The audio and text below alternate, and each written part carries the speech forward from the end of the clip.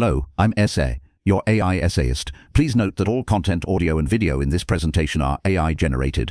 As AI can sometimes produce inaccuracies, I encourage you to verify any factual information presented. With that in mind, let's begin. Ferdinand Lindemann's 1882 treatise, Über die Zahl Pi, stands as a landmark of 19th century mathematics, a work of profound elegance and finality that resolved a question pursued since antiquity. The paper achieves its objective with formidable logical force, demonstrating the transcendence of the number pi and, as a direct consequence, supplying the definitive proof for the impossibility of squaring the circle using only the classical tools of Euclidean geometry. This essay undertakes a rigorous, section-by-section evaluation of the internal claims, mathematical mechanisms, and logical architecture presented within Lindemann's compact yet revolutionary publication. The analysis will proceed sequentially through the paper's core argumentative stages, appraising the specific claims and techniques Lindemann masterfully deploys.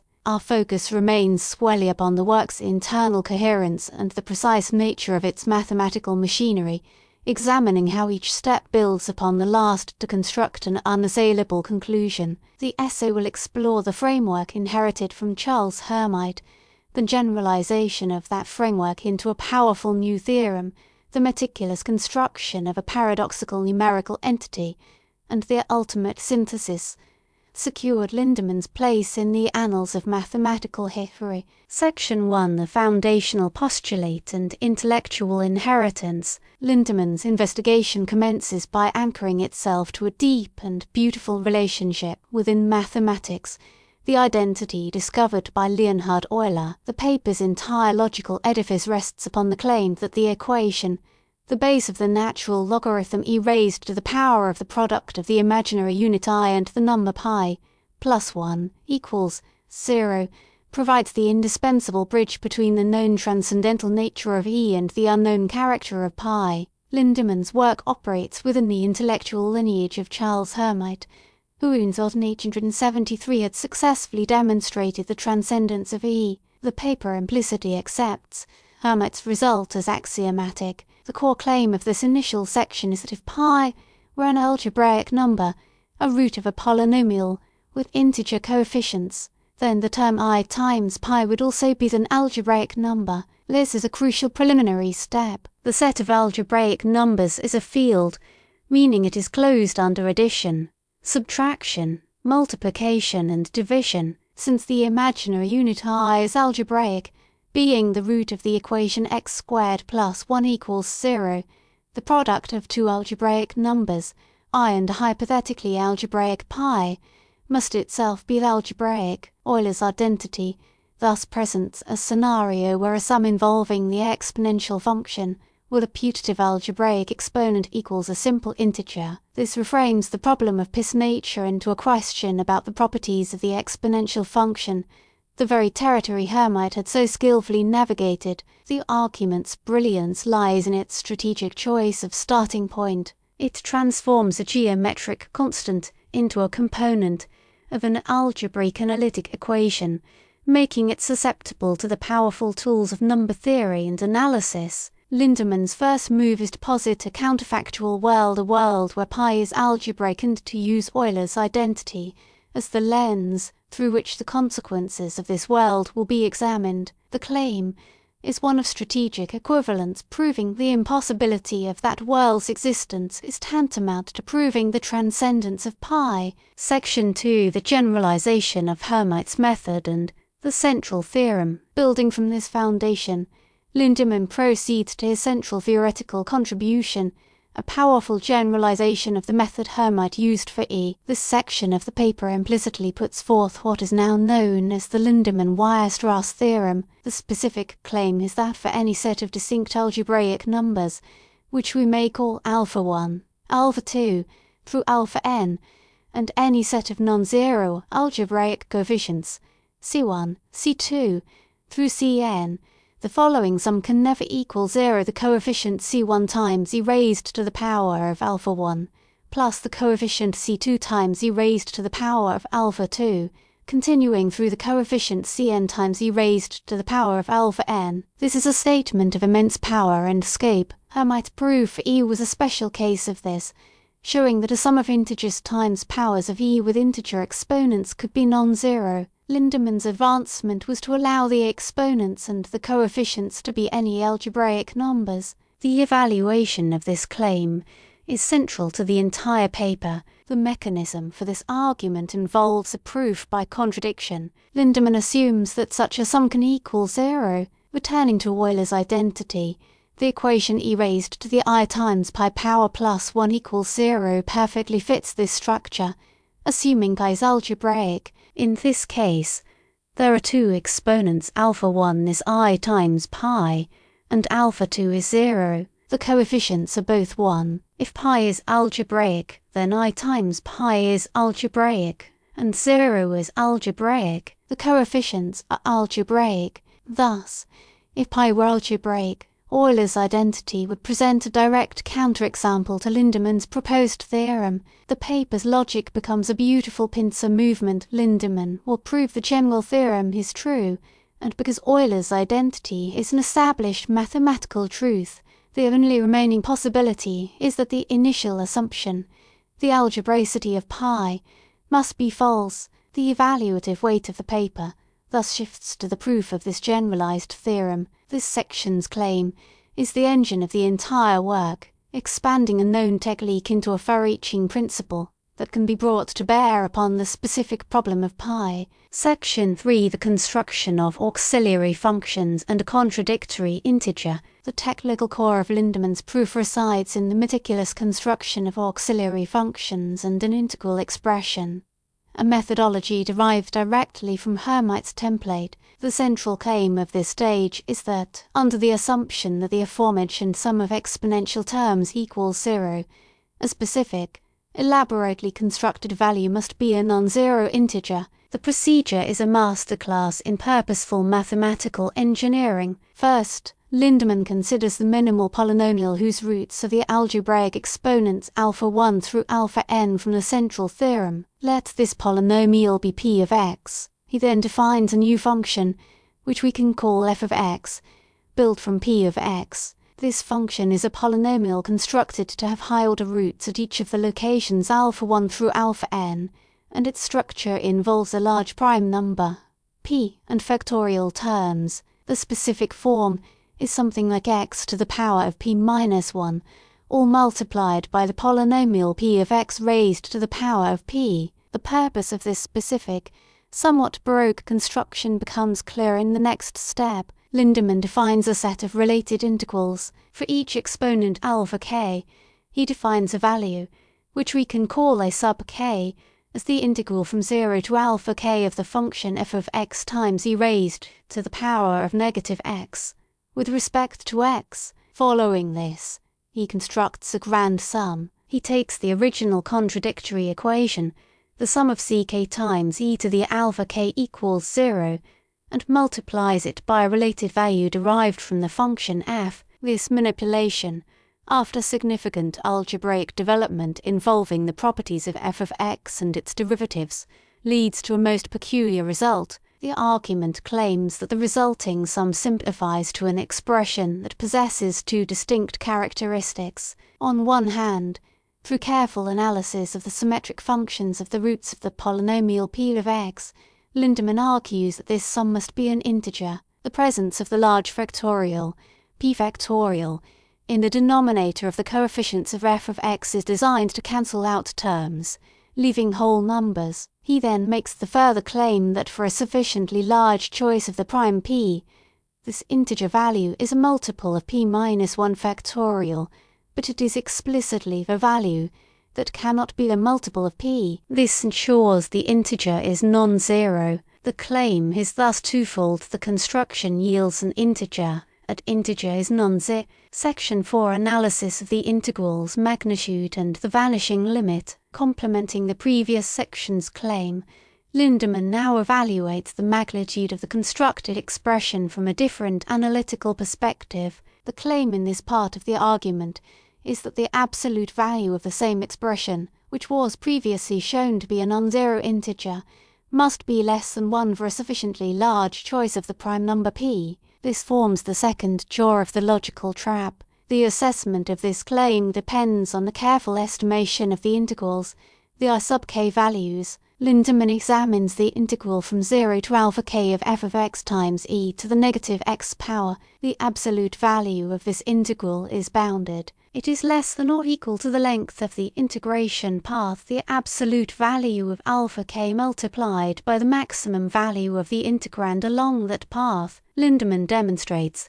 that the maximum value of the absolute value of the polynomial f of x on the integration path multiplied by the maximum value of the absolute value of e to the negative x grows at a certain rate as the prime p increases. However, the function f of x was constructed with a p factorial term in its denominator. The factorial function grows much faster than any exponential or polynomial function. Therefore, as p becomes very large, the denominator's growth overwhelms the numerator's growth. Lindemann's claim is that for a large enough prime p, the magnitude of each integral I sub k, and consequently the magnitude of the final sum, can be made arbitrarily small. Specifically, he shows it can be made smaller than 1. The mathematical mechanism here is a powerful argument about asymptotic behavior and rates of growth. The genius of the auxiliary functions design is fully revealed at this point. It was built with two faces, one algebraic, which guarantees its relation to a non-zero integer, and one analytic, which guarantees its eventual convergence to a value inside the interval between -1 and +1. This section's claim provides the fatal counterpoint to the conclusion of the previous section, setting the stage for the final contradiction. Section 5, the logical synthesis and the culmination of the proof. This portion of the paper represents the logical culmination of the preceding arguments. It synthesizes the findings to expose an irreconcilable paradox, thereby proving the central theorem. The claim is simple and devastating. A single mathematical entity cannot simultaneously be the non-zero integer and have an absolute value less than 1. This is the bedrock contradiction upon which the entire proof rests. Lindemann has, with painstaking rigor, established two properties for his constructed value, both contingent on the initial assumption that a sum of the form specified by the Lindemann-Weierstrass theorem could equal 0. Section 3's analysis concluded that the value must be the non-zero integer. Section 4's analysis concluded that, for a large prime p, the value's absolute magnitude must be less than 1. The set of integers contains only one number whose absolute value is less than 1, the number 0, but the argument from section 3 explicitly showed that the integer value is a non-zero quantity. This is a logical impossibility, a paradox of the highest order. Therefore, the premise that led to this contradiction must be false. The premise was the assumption that the sum c1 times e to the alpha 1 plus c2 times e to the alpha 2 and so on could equal 0 for algebraic coefficients and distinct algebraic exponents. The conclusion is that such a sum can never be 0. The Lindemann-Weierstrass theorem is thus established. With this general theorem proven, Lindemann immediately applies it to the specific case of Euler's identity. The equation e raised to the power of I times pi plus 1 equals 0 is a known truth. It fits the form of the theorem. This implies that the components of the equation cannot satisfy the conditions of the theorem that would lead to a contradiction. The coefficients 1 and 1 are algebraic. The exponents are I times pi and 0. 0 is algebraic. For the theorem to hold, the other exponent, I times pi, must be a transcendental number. If I times pi were algebraic, Euler's identity would violate the newly proven theorem. Since the imaginary unit I is algebraic, the only way for the product I times pi to be transcendental is if pi itself is transcendental. This completes the primary objective of the paper. The evaluation of this synthesis finds it to be logically impeccable, a classic and flawless example of proof by reductio ad absurdum. Section 6. The geometric consequence and the resolution of an ancient problem. In its final movement, the paper addresses the ancient problem of squaring the circle. The claim here is one of direct and unavoidable consequence. The transcendence of pi renders the construction of a square with an area equal to a given circle impossible using only a compass and an unmarked straightedge. This conclusion connects the highly abstract proof to a tangible, historically significant problem in geometry. Lindemann briefly explains the link by invoking the theory of constructible numbers. A number is constructible if a line segment of that length can be created from a unit length in a finite number of steps using only the two classical tools. Work by Pierre Wantzel in 1837 had established the necessary algebraic conditions for such numbers. A key property of any constructible number is that it must be an algebraic number. Furthermore, the degree of its minimal polynomial must be a power of 2. Lindemann's proof established that pi is transcendental. A transcendental number, by definition, is a number that is a root of zero non-zero polynomial with rational coefficients. Therefore, pi is an algebraic number of no degree. It fails the first and most fundamental criterion for constructibility. The area of a circle with a radius of 1 unit is pi. To square this circle requires constructing a square of equal area, which means constructing a side of length equal to the square root of pi. If the square root of pi were constructible, it would have to be algebraic. It is a known theorem that if the square of a number is algebraic, the number itself is also algebraic. If the square root of pi were algebraic, then its square, pi, would also have to be algebraic. This contradicts the main finding of the paper. Consequently, neither the square root of pi nor pi itself are constructible. Lindemann's evaluation of the problem is complete. The paper's claim is that its abstract result in number theory provides a definitive and negative answer to a question in geometry that had perplexed mathematicians for over 2 millennia.